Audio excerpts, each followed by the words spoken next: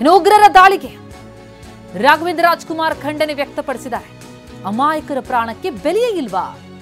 ನಮ್ಮ ದೇಶದಲ್ಲಿ ಸ್ವತಂತ್ರ ಓಡಾಡೋದು ಹೇಗೆ ಅಂತ ಕಿಡಿಕಾರಿದ್ದಾರೆ. ತುಂಬ ಸಂಕಟ ಆಗುತ್ತಮ್ಮ. ಯಾಕೆ ಈ ರೀತಿ ನಡೀತು ಅಂತ. ನಮ್ಮ ದೇಶದಲ್ಲಿ ನಾವೇ ಹೋಗೋಕ್ಕಾಗಲ್ಲ ಅಂದರೆ ಇನ್ನು ಯಾವಾಗ ಹೋಗೋದು ನಾವು? ಆದಷ್ಟು ಬೇಗ ಸರ್ಕಾರಗಳೇ ಮಾಡ್ತಾ ಇದ್ದಾರೆ. ಎಲ್ಲ ಸೇರಿ ಇದಕ್ಕೊಂದು ಅಂತ್ಯ ಕಂಡುಹಿಡಿಬೇಕು ಅಂತ ಎಲ್ಲರನ್ನೂ ನಾನು ಬೇಡ್ಕೊತಾ ಇದ್ದೀನಿ. ಪಾಪ ನೋವಾಗುತ್ತೆ. ಪಾಪ ಅಂತ್ಯಸಂಸ್ಕಾರ ಅಂದರೆ ಅನ್ನೋದೇ ಒಂದು ಪಾಪ ದುಃಖವಾದ ವಿಷಯ. ಅಂದರೆ ಖಂಡಿತ ಯಾಕೆ ಒಂದು ಹ್ಯುಮ್ಯಾನಿಟಿ ಇಲ್ವಾ ಇವ್ರಿಗೆ ಅಂತ ನಮ್ಗೆ ಅದೇ ಒಂದೊಂದು ಸತಿ ಯೋಚನೆ ಬರೋದು.